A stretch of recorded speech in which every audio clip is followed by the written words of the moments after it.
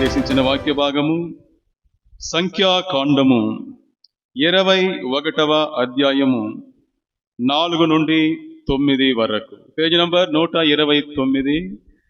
వారు అనగా ఇజ్రాయేలు ప్రజలు వారు ఏదోము దేశమును చుట్టి పోవాలని హోరు కొండ నుండి ఎర్ర సముద్ర మార్గముగా సాగినప్పుడు మార్గాయాసము చేత జనుల ప్రాణము సొమ్మసిల్లేను. ఇజ్రాయేలు ప్రజలు మీకు తెలుసు, ఐగుప్తు దేశము నుండి దేవుడు వారిని విడిపించి వారి యొక్క బానిసత్వపు జీవితాన్ని తొలగించి వారిని కనాను దేశానికి, పాలు తేనెలు ప్రవహించే కనాను దేశానికి నడిపిస్తున్నాడు. అరణ్య మార్గంలో వారు ప్రయాణం చేస్తూ ఉన్నారు. ఎన్నో అద్భుతాలు, ఆశ్చర్యకార్యాలు చేసి దేవుడు వారిని నడిపించుకొని వస్తూ ఉన్నాడు. వారు నడిపించిన సేవకుని పేరేం పేరు? మోషే. అలా వారు మార్గంలో పయనిస్తూ ఉండగా వారి ప్రాణము సొమ్మసిల్లేను, మార్గ ఆయాసము చేత సొమ్మసిల్లేను. కాబట్టి వారికి ఆకలి, దాహం వేసింది. దానితో వారందరూ సొమ్మసిల్లిపోయి టయర్డ్ అయిపోయి ఏం చేస్తున్నారు? వారెప్పుడు చేస్తున్నట్టుగానే దేవునికిని మోషేకును విరోధముగా మాట్లాడి, ఏ మోషే, మమ్మల్ని ఎందుకు తీసుకుని వచ్చారు నువ్వు, నీ దేవుడు? ఐగుప్తులో సమాధి గుంటలో లేదని చెప్పి ఈ అరణ్య మార్గంలో మమ్మల్ని పూడ్చేదానికి తీసుకుని వచ్చారా? మేము చచ్చిపోతున్నాంరా అని దేవునికిని మోషేకును విరోధముగా వారు మాట్లాడి, అనగా 1 కొరింథీయులకు 10:9 అంటుంది, వారు దేవుని శోధించింది, యెహోవాను వారు శోధించారు. ఈ విధంగా వీరు మాట్లాడడం అనేది 7వసారి జరుగుతుంది. ప్రతిసారి వారికి కష్టం వచ్చిన ప్రతిసారి, వారికి అవసరం వచ్చిన ప్రతిసారి వారు గొనగడం, సనగడం, దేవునికి మోషేకు విరోధముగా మాట్లాడడం. వారి కష్టం వస్తే ఏం చేయాలి? వాళ్ళు దేవునికి మొరపెట్టాలి. దాన్ని వదిలేసి దేవునికి విరోధంగా మాట్లాడుతూ ఉన్నారు. వాక్యం అంటుంది, దేవునికి కోపం వచ్చింది.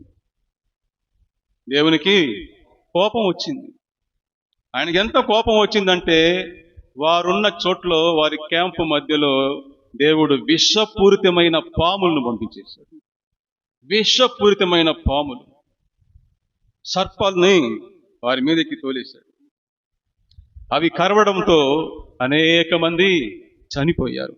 ఇంతగా దేవునికి కోపం రావడానికి కారణం ఏమిటంటే వారు అన్న ఒక మాట, చవి సారములు లేని ఈ అన్నము మాకు అసహ్యము. చవి సారములు లేని ఈ అన్నము, పనికి మాలిన ఈ అన్నము మాకు అసహ్యం. మాకు వద్దురా ఈ అన్నము, మాకు ఈ ఆహారం వద్దంటున్నారు. ఏ ఆహారాన్ని వారు వద్దంటున్నారు? దేవుడు వారికి ఇచ్చిన ఆహారమైన మన్నాను వారు వద్దంటున్నారు. మన్నా ఏమిటది?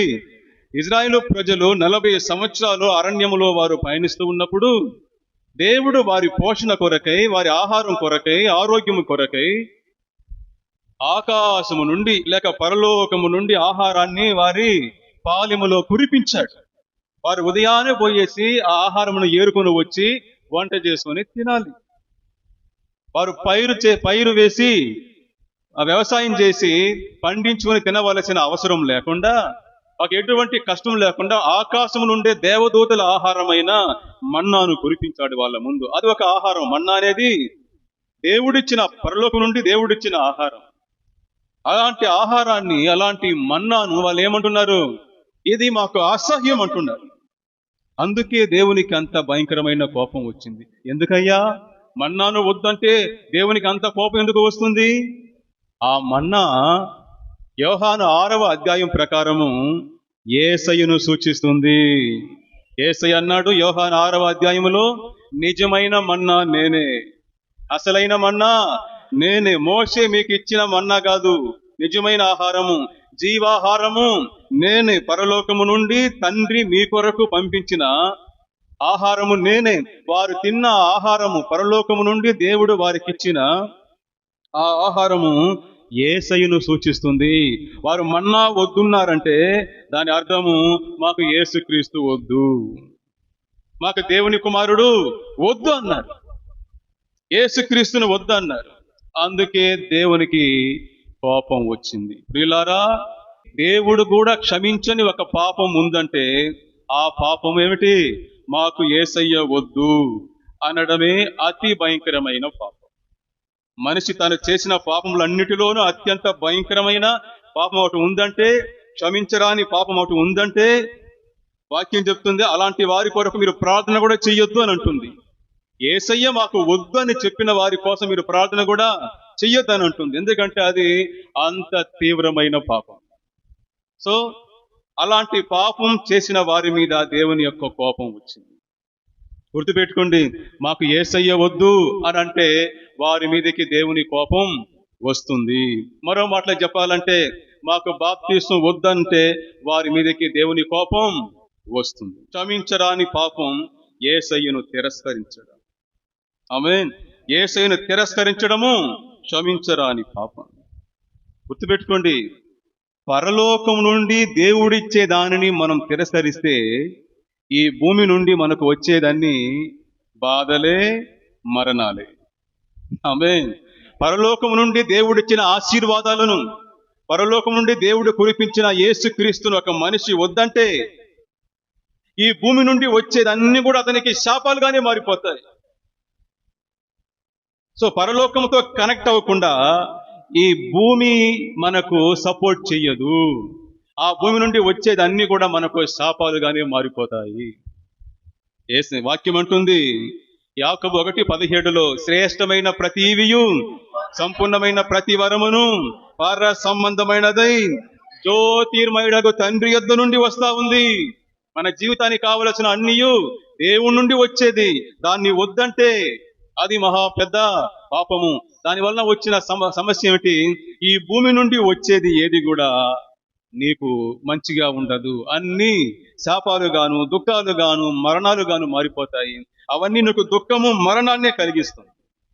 అందుకే ఎఫెసీయులకు 1:3 అంటుంది, దేవుడు మనకు యేసుక్రీస్తు ద్వారా పరలోక సంబంధమైన ప్రతి ఆశీర్వాదమును ఇచ్చాడు గనుక ఆయనకి స్తోత్రం చెల్లించండి. ఆమేన్. పరలోకం నుండి దేవుడు మనకు మన జీవితానికి కావలసిన ఆశీర్వాదాలన్నింటినీ అనుగ్రహించాడు. దాన్ని మనం తక్కువగా అంచనా వేయకూడదు. దేవుడు ఇచ్చిన దాన్ని మనము శ్రేష్టమైనదిగా, సంపూర్ణమైనదిగా స్వీకరించాలి. దేవుని యొక్క ఆశీర్వాదాలను, యేసుక్రీస్తును, దేవుడు నీకు ఇచ్చిన దాన్ని, అది ఏదైనా ఉన్నాయి, యేసుక్రీస్తు ఇప్పుడు నువ్వు కలిగి ఉన్నది ప్రతిదీ నీకు దేవుడు ఇచ్చిందే. అది నీకు శ్రేష్టమైనది. దాన్ని నువ్వు తక్కువగా అంచనా వేస్తే ఈ భూమి నీకు సహకరించదు. ఈ భూమి నుండి నీకు ముళ్ళే మొలుస్తుంది. ముళ్ళ తుప్పులే నీ జీవితాన్ని ఆవరించేస్తాయి.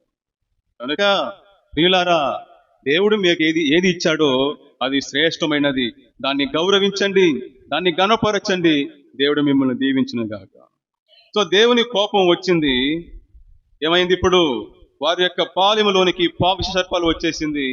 అవన్నీ కరవగా అనేక మంది చచ్చిపోతున్నారు. అప్పుడు ఏం జరిగిందంటే, అందుకు కాబట్టి ప్రజలు మోషే యొద్దకు వచ్చి, మేము యెహోవాకును నీకును విరోధముగా మాటలాడి పాపము చేసితిమి. చప్పట్లు కొట్టి దేవుని మహిమపరచండి. సో ప్రజలు ఒక మంచి మాట అన్నారు, దేవునికి నచ్చిన మాట, బైబిల్లో గొప్ప మాట. అది ఏమిటి? మేము పాపము చేసితిమి. ఆమేన్. తమ పాపమును, తమ అతిక్రమను దాచిపెట్టువారు వర్ధిల్లరు. దానిని ఒప్పుకొని విడిచిపెట్టువారు దేవుని కనికరం పొందుకుంటారు. దేవునికి ఇష్టమైన మనుషులు ఎవరంటే, వచ్చి అయ్యా నేను పాపం చేశాను, నన్ను క్షమించయ్యా అని చెప్పి మారు మనసుతో ఆయన దగ్గరకు వస్తే వారిని దేవుడు అట్నే కౌగిలించుకుంటాడు, వారికి అట్నే ముద్దు పెడతాడు. ఆమేన్. లూకా సువార్త 15:7 ఆ చిన్న కుమారుడు ఏం చేశాడు? తండ్రి దగ్గరకు వచ్చి, తండ్రి నేను నీకును పరలోక దేవునికి విరోధంగా పాపం చేసి తిని నీ కుమారుడిని చెప్పేదానికి నాకు యోగ్యత లేదయ్యా అని వచ్చి తన పాపమును ఒప్పుకున్నాడు. తండ్రి ఏం చేశాడు? అతను అట్నే కౌగులించుకొని ముద్దు పెట్టి గొప్ప విందు చేసి అతని కొత్త వస్త్రాలు ధరింపజేసి ఉంగరం వేసి సూటు వేసి అలంకరించి విందు చేసి ఆనందించాడు. ఆయనకి మారు మనసు పొందేవారంటే చాలా ఇష్టం. ఒక మనిషి తన పాపమును ఒప్పుకుని ఆయన దగ్గరకు వస్తే అలాంటి వారిని ఆయన సంతోషముతో ప్రేమతో చేరదీస్తాడు, వారిని ఆశీర్వదిస్తాడు. ఆ సుంకరి ఏం చేశాడు? దేవాలయానికి బయట నిలబడి ఆకాశం వైపు కన్నులు కూడా ఎత్తడానికి ధైర్యం చాలక, తండ్రి, ప్రభువా, పాపినైనా నన్ను కనికరించుము అన్నాడు. పాపినైనా నన్ను కనికరించుము. వాడేమన్నాడు? వాడి పేరు ఏం పేరు? పరిసయుడు. పరిశుద్ధుడు. ప్రభువా, నేను నీతిమంతుడున్నాయా, ఏం పాపం చేయలేదు, నేను నీతిమంతుని, పరిశుద్ధుడిని, మిస్టర్ పర్ఫెక్ట్ అన్నాడు. దేవుడు రై బయటికి పోరు అన్నాడు. బయటికి పో, పర్ఫెక్ట్ అంట. పర్ఫెక్ట్ వాళ్ళు నాకు వద్దురా, నువ్వు గెట్ అవుట్ అన్నాడు. కానీ బయట నిలబడి ఒకడు దేవాలయానికి బయట నిలబడి, అయ్యా నన్ను కనికరించు, నేను పాపినయ్యా అన్నాడు. అతని చూసి దేవుడు అన్నాడు, నాయనా నువ్వు లోపలికి రా, రై నువ్వు పొరబయట. మారు మనస్సు పొందే మనుషులంటే దేవునికి చాలా ఇష్టం. ఈ ప్రజలు తమ తప్పును, తన పాపాన్ని తెలుసుకోవడానికి కారణం ఏమిటి? వారు తమ పాపాన్ని గుర్తించడానికి కారణం ఏమిటి? సర్పము, పాము. చెప్పండి, పాము కాటు వేసింది, అప్పుడుదా వారికి బుద్ధి వచ్చింది. ఓహో, మనం తప్పు చేశాము, ఆమేన్, మనం పాపం చేసేసామని వారికి బుద్ధి వచ్చింది. బుద్ధి వచ్చి వాళ్ళు దేవుని దగ్గరకు వచ్చారు. కష్టకాలంలో, వారి కష్టాల్లో వారు తమ పాపాన్ని తెలుసుకున్నారు. ఆమేన్. ఒక మనిషికి కష్టాలు వచ్చినప్పుడు ఏం చేయాలి? తన యొక్క తప్పును, పాపాన్ని గుర్తించాలి.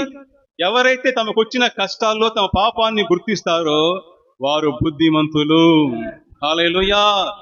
వారు బుద్ధిమంతులు. కష్టకాలంలో తమ పాపాన్ని గుర్తించేవారు, తమ పొరపాటును తెలుసుకునేవారు బుద్ధిమంతులు.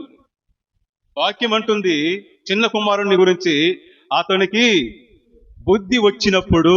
అతని బుద్ధి ఎప్పుడు వచ్చింది? తండ్రి నుండి దూరం అయిపోయినాడు, దేవుడి నుండి దూరం అయిపోయేసి ఈ లోకంలో జీవించాడు. ఈ లోకం వాడిని బేకారి చేసేసింది. ఇచ్చినట్టు ఇచ్చి మొత్తాన్ని లాగేసింది. చివరికి పందులు మేపేదానికి పోయినాడు. ఆ పందులు తినే ఆహారం కూడా దొరకపోయేసరికి వాక్యం అంటుంది అక్కడ, అప్పుడు అతనికి బుద్ధి వచ్చింది. ఆమేన్. బుద్ధి వచ్చింది. ఎప్పుడు పందులు తినే ఆహారం కూడా దొరకకుండా ఆకలితో చచ్చాడో, బుద్ధి వచ్చిన మాట అన్నాడు, నా తండ్రి ఇంట్లో పని మనుషులు కూడా సమృద్ధిగా తింటున్నారయ్యా, నేను ఆయన కుమారుడిని ఇక్కడ వచ్చి ఆకలితో అలమటిస్తున్నానే అని బుద్ధి వచ్చింది. బుద్ధి రాగానే ఏం చేశాడు? తిరిగి తండ్రి దగ్గరకు వెళ్ళాడు. ఆమేన్. జ్ఞానవంతుడయ్యాడు. ఎవరైతే తమకొచ్చిన కష్టాల్లో తమ పాపాన్ని తెలుసుకొని దేవుడి దగ్గరకు వస్తారో వారు జ్ఞానవంతులు. తమకొచ్చే కష్టాల నుండి పాఠాలు నేర్చుకునేవాడు బుద్ధిమంతుడు, తెలివైన వాడు. మూర్ఖులు ఏం చేస్తారు? తెలుసుకోకుండా ఇంకా పాపాలు చేస్తానే ఉంటారు.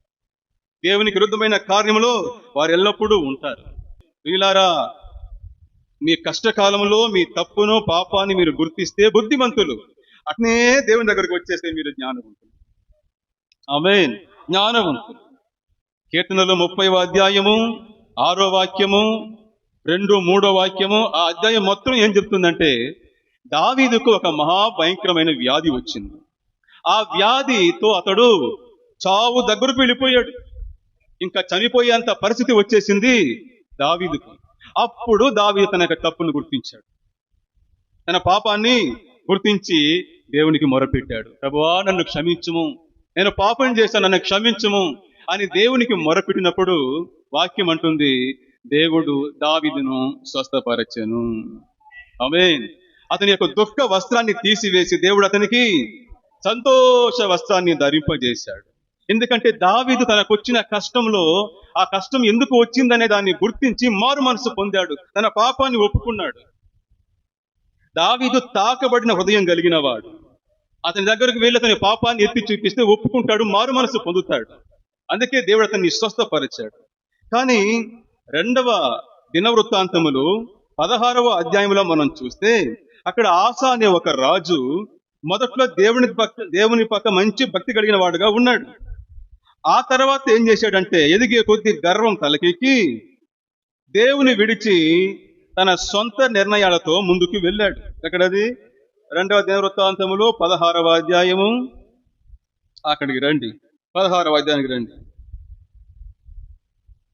సో మొదట్లో దేవుని పట్ల భక్తి కలిగి ఉన్నవాడు ఆ తర్వాత ఎదిగే కొద్ది ఏం చేశాడు? దేవుణ్ణి విడిచేశాడు, దేవుని మరిపేసి సొంత ఇష్టంగా ప్రవర్తించాడు. అప్పుడు అతనికి ఒక వ్యాధి వచ్చింది, పాదములో గడ్డలేసింది, అది ఎక్కువయింది. అప్పుడు దేవుని సేవకుడు వెళ్ళి హెచ్చరించాడు, ఆసా, నువ్వు మొదట్లో దేవుని నమ్ముకొని బాగా ఉన్నావు, నీకు వచ్చిన ఎన్నో కష్టాల్లో యుద్ధాల్లో దేవుడు నీకు సహాయం చేశాడు, నిన్ను ఆదరించాడు. కానీ ఆ తర్వాత నువ్వు తల గర్వమికి ఏం చేశావు? మూర్ఖత్వంతో ప్రవర్తించావు. ఇప్పుడు దేవుని నమ్ముకోకుండా సిరియా రాజు మీద ఆధారపడుతున్నావు.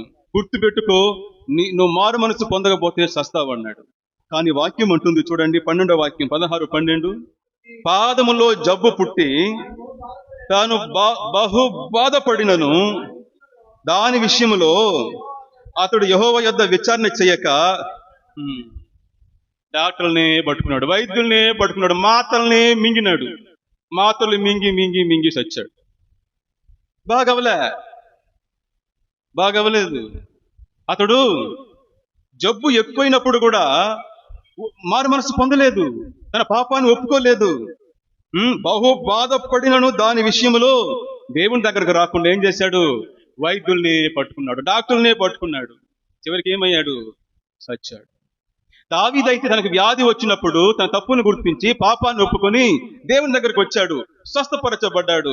ఆశ అయితే తన తప్పును ఒప్పుకొని మారు మనసు పొందకుండా మూర్ఖంతో ఉన్నాడు, ఆటనే మునిగిపోయాడు. ప్రియులారా, నువ్వు దేవునికి విరోధంగా ఒక పాపం చేసినప్పుడు వెంటనే నీకు కష్టాలు వస్తే అది నీ మంచికే. ఆ కష్టాలు ఏం చేస్తుంది? నిన్ను దేవుని దగ్గర నడిపిస్తాయి. నువ్వు దేవునికి దూరమైనప్పుడు నీ జీవితంలో మంచి కార్యాలు జరిగింది అనుకోండి, అది నీకు శాపంగా మారుతాయి. కష్టకాలంలో తమకు శ్రమలు వచ్చినప్పుడు, శోధనలు వచ్చినప్పుడు తమ తప్పును తెలుసుకొని దేవుని దగ్గరకు వస్తే దేవుడు వారికి నూతన జీవితాన్ని, నూతన ఆశీర్వాదాలని అనుగ్రహిస్తాడు, వారిని స్వస్థపరుస్తాడు. అలా కాకుండా చేసిన తప్పును ఒప్పుకోకుండా మారు మనసు పొందకుండా ఆశావలే వైద్యుల్నే పట్టుకుంటే జబ్బు వలన మన జీవితము గబ్బు పట్టిపోతుంది. జాగ్రత్త. ఇప్పుడు వాళ్ళందరూ వచ్చి తమ పాపాన్ని ఒప్పుకున్నారు. మోసే మా కొరకు ప్రార్థన చేసి ఈ పాములంతా తీసివేయమయ్యా, తొలగించుమయ్యా అనేసి ప్రార్థన చేశారు. వెంటనే మోసే కూడా ఏం చేశాడు? వారి కోసం దేవునికి మొరపెట్టాడు. అప్పుడు దేవుడు వారు అనుకున్న రీతిలో కాకుండా వేరే విధానంలో వారి విషయానికి విరుగుడు ఇచ్చాడు. ఏమిటది? మోసే, నువ్వేం చేస్తావంటే ఇప్పుడు వాళ్ళని కరిచిందే పాము, సర్పము, దాని రూపం వల్లనే ఆ పాము రూపంలో ఒక రూపాన్ని చేయించి ఒక స్తంభం మీద పెట్టు. ఎవరైతే ఆ పాము బొమ్మను చూస్తారో వారు బాగైపోతారు. వెంటనే మోసే ఏం చేశాడు? ఇత్తడితో ఒక సర్పాన్ని చేయించి స్తంభం మీద పెట్టాడు. జనమంతా పరిగెత్తుకొని వస్తా ఉన్నారు. మోసే పాము కరిచేసిందిరా, సర్పం కాటు వేసేసింది, మా కొరకు ప్రార్థన చేయదన మందు ఇవ్వు అని అంటే మోసే, అక్కడ చూడు. ఏం చూడమంటావు? ఆ పాము బొమ్మను చూడు. అరే మోసే, ఇక్కడే నిజమైన ప్రాణంతో ఉన్న పాము వచ్చి మా ప్రాణం తీస్తా ఉంటే ప్రాణం లేని బొమ్మను చూడమంటావు ఏంట్రా? మోసే అన్నాడు, నాకు తెలియదు స్వామి, నాకు తెలియదు. పామును చూడు, పాము బొమ్మను చూడు. వాక్యం అంటుంది, చూచిన వారందరూ బ్రతికిరి. హల్లెలూయా. చూచిన వారందరూ బ్రతికిరి. ఆ ఎత్తడి సర్పాన్ని చూచిన వారందరూ బ్రతికిరి. చూస్తే చాలు, చెప్పండి, చూస్తే చాలు, 3వ రోజు నీకు పోయబడదు పాలు. చూస్తే చాలు, 3వ రోజు పోయబడదు నీకు పాలు. అర్థం కదా?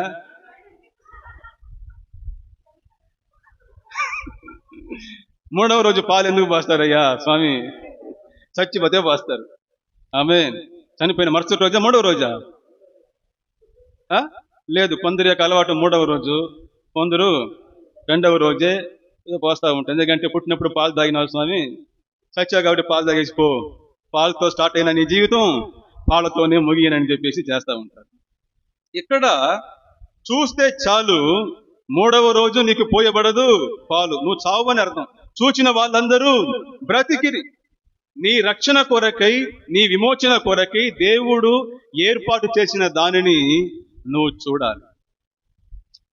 ఏం లేదండి, ఏమి లేదు, జస్ట్ చూస్తే చాలు. అక్కడ ఒక ఎత్తడి సర్పాన్ని స్తంభం మీద ఎత్తి పెట్టి ఉన్నాడు మోసే. పాము కాటుకు గురైన వాళ్ళందరూ ఏం చేయాలి?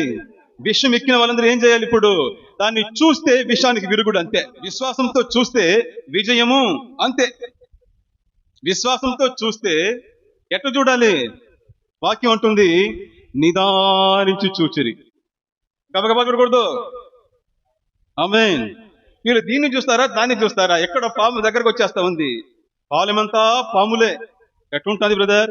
చావు కేకలు, ఒకే అల్లర్లు, అయ్యో అమ్మా అనేసి జనమంతా పరిగెడుతున్నారు. ఆ పాలెమంతా పాములు వచ్చేసింది. తాపకరమైన పాములు అంటే విషపూరితమైన సర్పాలు. ఒక కాటుకు ప్రాణం పోతా ఉంది. అలాంటప్పుడు పాములు వచ్చి వీడేం చేస్తాడు? ఇటు పామును చూస్తాడా, ఇటు బొమ్మను చూస్తాడా? ఎక్కడో పాము కరిచేస్తుందని ఒక భయం. కాబట్టి గబగబన చూడకూడదు, నిదానంతో చూడాలి. పాము కాటేస్తే కాటేయండి, కరిచేస్తే కరిచేయండి. నువ్వు నిదానంతో, విశ్వాసంతో. నిదానం చూడంటే ఏమర్థము?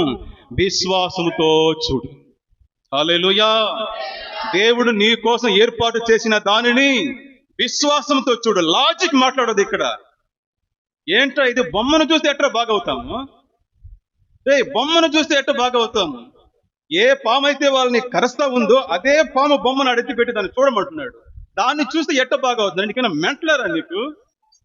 లాజిక్ అంతా మాట్లాడకు. చూడమంటే చూడు అంతే. హల్లెలూయా. చూడమంటే చూడాలి, విశ్వాసంతో చూడాలి, అంతవరకే. వారికి దేవుడు విశ్వాసాన్ని నేర్పిస్తున్నాడు. ఆమేన్. విశ్వాసాన్ని, విధేయతను వారికి నేర్పిస్తున్నాడు.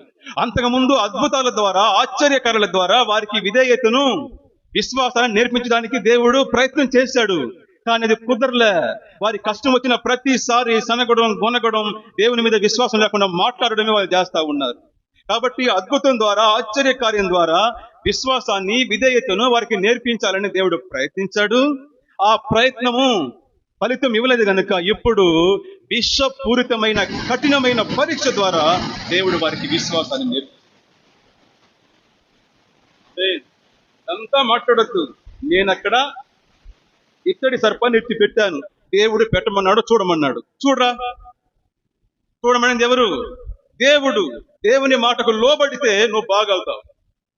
ఇది ఎట్లా అవుతుంది? ఈ పామును చూసి ఇదేంది, ఇది విచిత్రంగా ఉందే అని నువ్వు ఒకవేళ సందేహిస్తే చస్తావు. చూస్తే బతుకుతావు, నువ్వు సందేహిస్తే చస్తావు. వాక్యం అంటుంది, విశ్వాసంతో చూసిన వారందరూ బ్రతికిరి. చప్పట్లు కూడా దేవుని మహిమపరుస్తాం. విశ్వాసంతో చూసిన వారందరూ బ్రతికిరి. విశ్వాసంతో చూస్తే విజయం అంతే. చెప్పండి. విశ్వాసంతో చూస్తే, చెప్పండి రా, విశ్వాసంతో చూస్తే విజయం అంతే. చూడండి, చూడండి, నన్ను కాదు, దేవుడు మీకోసం ఏర్పాటు చేసి పెట్టిన దాన్ని చూడండి. చూడండి బ్రదర్, ఈరోజు ప్రభురాత్రి భోజనం కదా, సిలువ ధ్యానం కదా మనం చేసేది మామూలుగా. ఏంది ఈరోజు పాము కథ ఎత్తుకున్నారే అని అనుకుంటున్నారేమో. వీళ్ళారా, మ్యాటర్ ఉంది. ఈ సంఘటనలో సిలువ ఉంది. ఆమేన్. యేసుక్రీస్తు నికోదేముతో మాట్లాడుతున్నప్పుడు ఒక విషయాన్ని చెప్తాడు. చూడండి, యోహాను సువార్త 3వ అధ్యాయము 14-15. యేసయ్య అంటున్నాడు నికోదేముతో, నికోదేం, ఆ రోజు ఇజ్రాయేలు ప్రజలు సర్ప కాటుకు గురైనప్పుడు మోషే చేత ఎత్తబడిన ఆ ఇత్తడి సర్పాన్ని చూచి బ్రతికినట్లు ఎవరైతే కల్వరి కొండ మీద సిలువలో ఎత్తబడబోతున్న నన్ను చూస్తారో వారందరూ నిత్య జీవం పొందుకుంటారు. హల్లెలూయా, హల్లెలూయా. ఎత్తబడిన యేసు. ఆమేన్. ఎత్తబడిన యేసు. Praise the lord. ఈ సర్పము, ఈ సంఘటన అంతా కూడా యేసయ్యను సూచిస్తుంది. ఈ ఇత్తడి సర్పము యేసుక్రీస్తు యొక్క శిలువ బలియాగమును సూచిస్తుంది. ఆ సర్పము సాతాన్ని సూచిస్తుంది. ఆ విషము పాపాన్ని సూచిస్తుంది. ఆ సర్పం యొక్క కాటుకు గురై విషం ఎక్కి మనుషులు చనిపోయినట్లుగా దానికన్నా కూడా క్రూరమైన సర్పము సాతాను దానికన్నా కూడా భయంకరమైన విషము పాపం. ఆమేన్. మనందరము ఈ లోకంలో పుట్టిన ప్రతి ఒక్కళ్ళు ఆ ఆ విష సర్పం యొక్క కాటుకు గురైన వాళ్ళే. అందరిలోనూ ఆ భయంకరమైన విషం ఉంది. ఏమిటి ఆ విషము? పాపము. మనుషులందరూ పాపులే, నీతిమంతులు ఒక్కడును లేదు. అందరూ పాపం చేసి దేవుడు అనుగ్రహించు మహిమను పొందలేకపోయారు. ఆమేన్. పొందలేకపోయారు. యేసయ్య అంటున్నాడు, ఆ ఎత్తడి సర్పము నన్ను సూచిస్తుంది. సిలువలో వేయబడిన యేసు, ఎత్తబడిన యేసు అనగా మరో మాటలో చెప్పాలంటే సిలువ వేయబడిన యేసు. సిలువ వేయబడిన Yesu, the most powerful word in the Bible. పరిశుద్ధ గ్రంథములో, బైబిల్లో అత్యంత శక్తివంతమైన మాట ఒకటి ఉంది. ఏమిటది? సిలువ వేయబడిన యేసు. నశించుతున్న వారికి సిలువను గూర్చిన వార్త నశించుచున్న వారికి వెర్రితనము గాని, రక్షింపబడుచున్న మనకు దేవుని శక్తి అయి ఉన్నది. దేవుని శక్తి.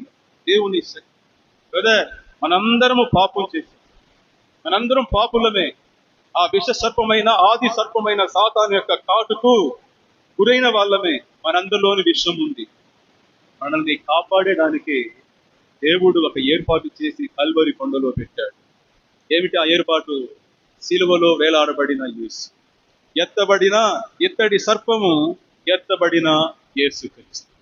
మరొమాట చెప్పాలంటే సిలువ వేయబడిన యేసు క్రీస్తు. ఆమేన్.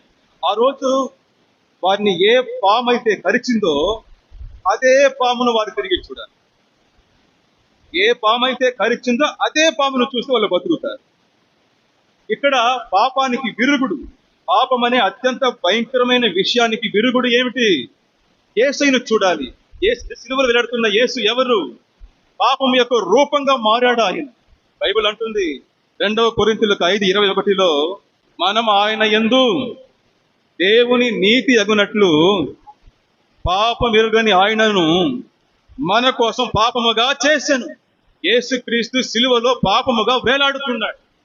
పాపముగా చేసి అక్కడ పాపాన్ని దేవుడు శిక్షించాడు. యేసుక్రీస్తు మన కొరకు పాపముగా వేలాడుతూ ఉన్నాడు. ఏ సోదరుడా, సహోదరి, ఈ జీవితంలో ఉన్న పాపం అనే విషయాన్ని తీయాలంటే దేవుడు ఏర్పాటు చేసిన సిలువలో వేయబడిన యేసుక్రీస్తు అనే పాపాన్ని చూడాలి. ఆమేన్. చూడాల్సిందే, వేరే మార్గమే లేదు, వేరే మందే లేదు. పాపం అనే భయంకరమైన విషయానికి మందు సిలువ వేయబడిన యేసు. సిలువ వేయబడిన యేసు, ఎత్తబడిన యేసు. 1 తిమోతి 1:15 అంటుంది, పాపులను రక్షించుటకు యేసు క్రీస్తు లోకానికి వచ్చినను మాట నమ్మదగినదయు పూర్ణ అంగీకారమునకు యోగ్యమైనది ఉన్నది. అపోస్తుల కార్యములు 4:12 అంటుంది, ఈ విశ్వం అంతటిలో యేసుక్రీస్తు నామము తప్ప రక్షణకు వేరే నామమే లేదు. వేరే ద్వారా మనకు రక్షణ లేదు బ్రదర్, రక్షణ లేదు సిస్టర్. సిలువ వేయబడిన యేసుక్రీస్తు తప్ప పాపం అనే విషయానికి విరుగుడు లేదు, మందు లేదు. యేసయ్యను చూడు, సిలువ వేయబడిన యేసయ్యను చూడు. చూస్తే బ్రతుకుతావు. ఆమేన్. చూస్తే బ్రతుకుతావు. హల్లెలూయా. ఆనాడు సర్పముతో కాటు వేయబడిన ఇశ్రాయేలు ప్రజలు ఎత్తడి సర్పాన్ని చూసి ఎలా జీవితాన్ని పొందుకున్నారో, ప్రాణం పొందుకున్నారో, కాపాడబడ్డారో, అదే విధంగా పాపులమైన మనము సిలువ వేయబడిన యేసయ్యను చూస్తే నిత్య జీవితాన్ని పొందుకుంటాము. ఆమేన్. రక్షణ పొందుకుంటాము. యెషయా గ్రంథము 45:22 అంటుంది, ఓ దిగంతముల నివాసులారా, ఆమేన్, నా వైపు చూచి రక్షణ పొందుడి. హల్లెలూయా. ఆయన వైపు చూడాలి. ఎవరి వైపు? యేసయ్య వైపు చూడాలి. సిలువ వేయబడిన యేసుక్రీస్తును చూడాలి. కల్వరి కొండ మీద ఎత్తబడిన యేసయ్యను చూడాలి. ఓ దిగంతం నివాసులారా, నా వైపు చూసి రక్షణ పొందుడి. దేవుడు ఈ భూమి యొక్క, ఈ ప్రపంచం యొక్క నడి బొడ్డు మీద యేసయ్య సిలువను ఎత్తిపెట్టాడు. ఇజ్రాయేలు ఈ ప్రపంచ దేశంలో మధ్యలో ఉంటుంది. అక్కడ కల్వరి కొండ మీద యేసయ్యను సిలువలో ఎత్తిపెట్టాడు దేవుడు. ఎత్తిపెట్టి, ఓ దిగంతముల నివాసులారా నా వైపు చూడు, అందరూ పైన చూడండి, ఎత్తబడిన యేసయ్యను చూడండి, సిలువ వేయబడిన యేసయ్యను చూడండి, మీరు రక్షణ పొందుకుంటారు. కల్వరి సిలువలో యేసు ప్రభు వేలాడుతున్నప్పుడు ఆ దొంగ వాక్యం అంటుంది, ఆయన వైపు చూచి, ఆమేన్, ఆయన వైపు చూచి, ప్రభువా నీవు నీ రాజ్యంలో వచ్చేటప్పుడు నన్ను కూడా జ్ఞాపకం చేసుకోవయ్యా. మరో దొంగ ఆయన్ని వేరే విధంగా చూశాడు. కానీ ఈ దొంగ రక్షకుడుగా చూచి, ఆ దొంగ ఆ మాట అంటుంది, ఆయనను చూచి, ప్రభువా నన్ను జ్ఞాపకం చేసుకో.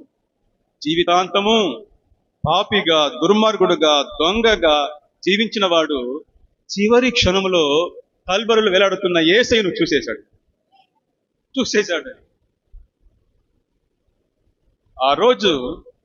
ఆ రోజు పరలోకానికి ఇద్దరు వెళ్ళారు.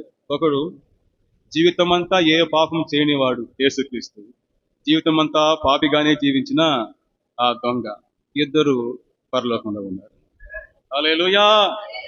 కారణము, సిలువలో వేలాడబడిన యేసయ్యను చూశాడు, సిలువలో కొట్టబడిన యేసయ్యను చూసి రక్షణ పొందుకుని పరలోకానికి వెళ్ళిపోయినాడు. ఆయనతో కూడానే ఉన్నాడు 3.5 సంవత్సరాలు ఎవరు? యూదా అనే గజ దొంగ. యేసయ్యను చూడలే, కోడనే ఉన్నాడు, కోడనే తిరుగుతున్నాడు, యేసయ్యను చూడలే, వేరే విధంగా చూసినాడు కానీ రక్షకుడుగా యేసయ్యను చూడదు. అందువల్ల పొట్ట పగిలి పేగులు చెదిరి, ఏం చావు అది, భయంకరమైన చావు అది, చచ్చాడు. కానీ జీవితాంతం యేసుని ఎప్పుడు చూడలేవాడు. లాస్ట్ క్షణంలో సిలువలో వేలాడుతున్నప్పుడు చూసేసి ప్రభువా అన్నాడు, తారాపోదామని తెలిపాను. Praise the lord.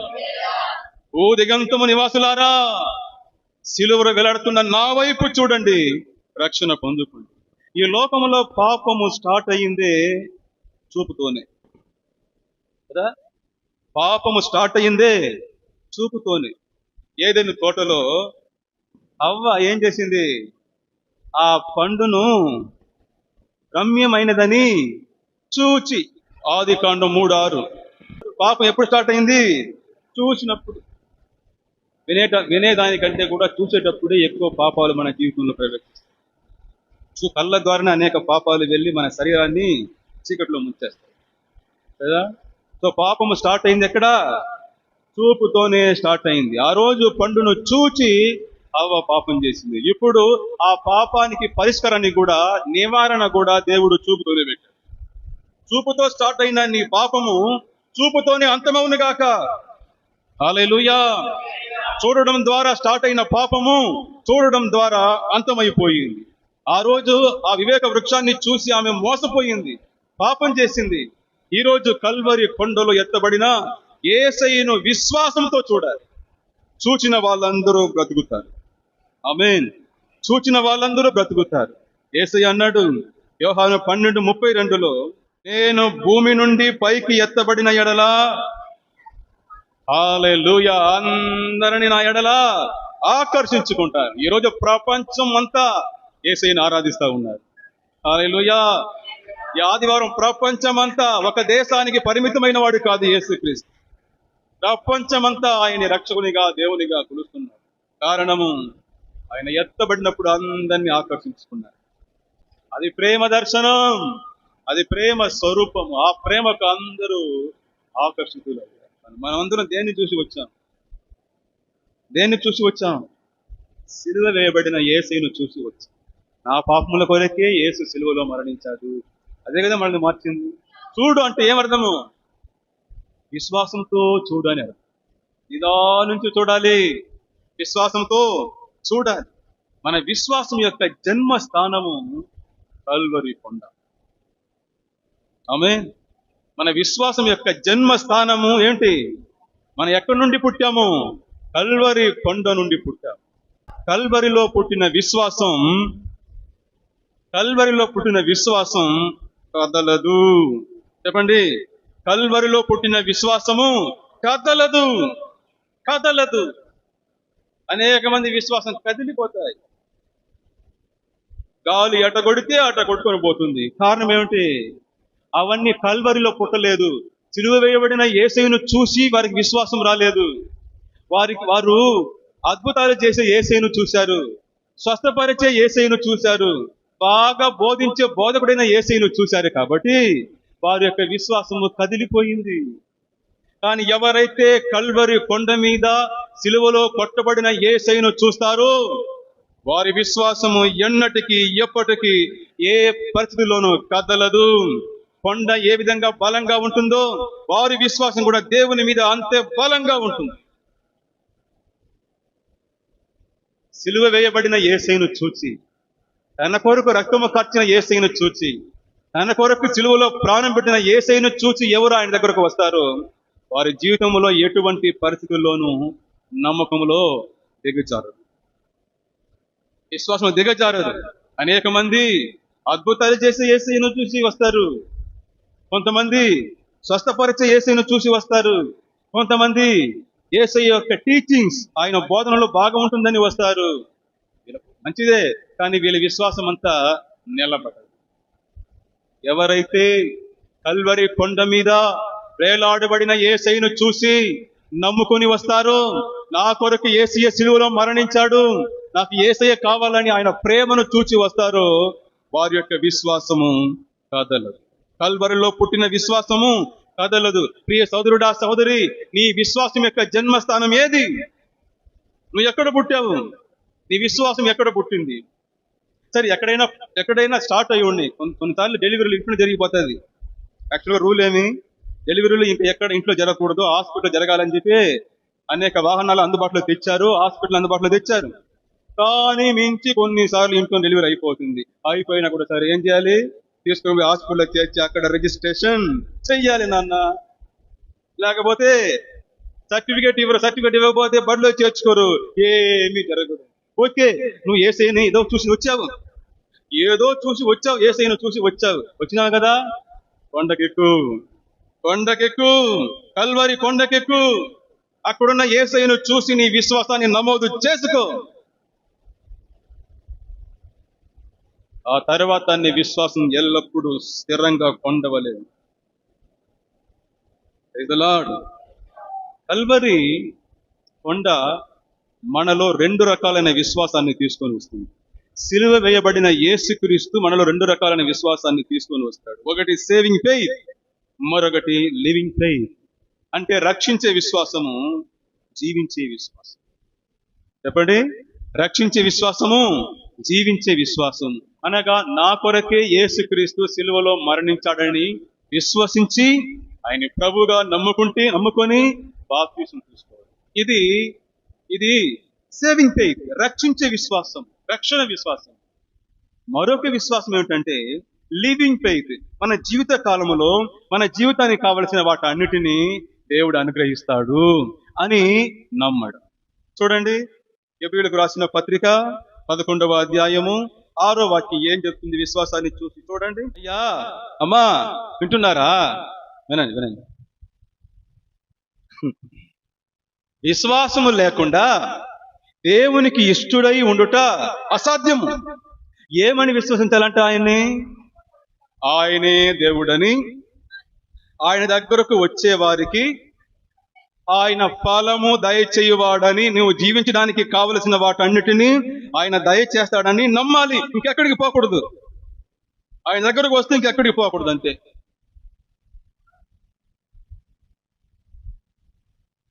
ఆయన దగ్గరకు వస్తే ఇంకెక్కడికి పోకూడదు. అదే విశ్వాసం అంటే. మన జీవితానికి కావలసిన వాటన్నిటిని ఆయన దయచేస్తాడని ఆయన్ని నమ్మాలి. ఈ విశ్వాసం కూడా అక్కడనే పుట్టాలి. చూడండి, రోమీయులకు రాసిన పత్రిక 8వ అధ్యాయము 32వ వాక్యం చెప్తుంది, తన సొంత కుమారునే అనుగ్రహించుటకు వెనుక తీయక మనందరి కొరకు ఆయనను అప్పగించిన వాడు ఆయనతో పాటు సమస్తమును మనకెందుకు అనుగ్రహించుడు? చెప్పండి. అయ్యా, నీ కోసం తన సొంత కుమారుడినే సిలువలో బలిగా ఇచ్చేసినాడే, సొంత కుమారుడినే ఇచ్చినాడయ్యా బలిగా. మరి అది చేసిన వాడు ఇది చేయడా? నీ జీవితానికి కావాల్సిన వాటిని ఇవ్వడా? నీ పిల్లలకి ఏం కావాలో అది చెయ్యడా? నీ కుటుంబానికి ఏం చేయాలో అది చెయ్యడా? అయ్యా, నీ కొరకు ప్రాణమే ఇచ్చినవాడయ్యా. నీ కొరకు తన సొంత కుమారుడిని ఇచ్చినాడయ్యా. మరి ఇది ఇవ్వడా, అది ఇవ్వడా? ఆమేన్. ఎందుకు ఆయన నమ్మనంటావు? ఎందుకు నమ్మనంటావు నువ్వు? నీ విశ్వాసము కల్వరిలో పుట్టలేదు. ఆమేన్. నీ విశ్వాసం పనికి మాలిన విశ్వాసం. నీ విశ్వాసము కల్వరి సిలువలో వేలాడుతున్న యేసును చూసి రాలేదు నీలో విశ్వాసం. నీ విశ్వాసము వ్యర్థమైన విశ్వాసం.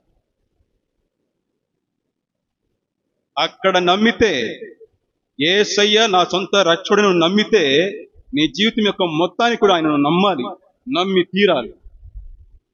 నేను నమ్మలేదంటే అర్థం ఏమిటి? అక్కడ నా విశ్వాసం పుట్టింది. నీ విశ్వాసం ఎక్కడో ఇంట్లో పుట్టింది, దారిలో పుట్టింది. నువ్వు నమోదు చేసుకోలేదు, రిజిస్టర్ చేసుకోలేదు, నీకు ఆధార్ కార్డు లేదు, నీకు ఏం జరగదు. దేవుడి నుండి, గవర్నమెంట్ నుండి ఏ స్కీమ్ రాదు. ఏం లేదా? అంతే. ఇక గవర్నమెంట్ నుండి ఏ స్కీము రాదు. దేవుడి నుండి నువ్వేం పొందుకోలేదు. చివరి దాకా నువ్వు వారిని విని నమ్ముకొని బతికి లాస్ట్కి నాశనం అవ్వాల్సింది. వీళ్ళారా ఎప్పటికైనా నమ్మండి. దేవుడు మరలా మాట్లాడుతున్నాడు. ఇప్పటికైనా నమ్మి మారు మనసు పొందండి, మనసు మార్చుకోండి, తప్పును పాపాన్ని గుర్తించండి. సిలువ వేయబడిన యేసయ్యను చూస్తే బతుకుతావు. విశ్వాసంతో యేసయ్యను చూస్తే బ్రతుకుతావు. ప్రియులారా, మీ కొరకు వేలాడబడిన యేసును చూడండి. మీరు బైబిల్ చదివేటప్పుడు యేసయ్యను క్షుణ్ణంగా చూడండి. ఆయన మాటలు చూడండి, ఆయన నడవడికలు, ఆయన ప్రవర్తనలు, ఆయన ప్రేమించింది, ఆయన క్షమించింది, ఆయన ప్రార్థించింది, నలుగురితో ఆయన కలిసిమెలిసి ఉండేది, ఆయన ప్రతి కదలిక, ప్రతి అడుగును చూడండి. అట్నే వెళ్ళిపోండి, ఆయనలా మనం మారిపోతాం. ఎత్తబడిన యేసు, సిలువ వేయబడిన యేసు, ఇత్తడి సర్పము, ఎత్తడి సర్పము, చూస్తే చాలు. పాపమనే భయంకరమైన విషయానికి విరుగుడు. జస్ట్ చూడు.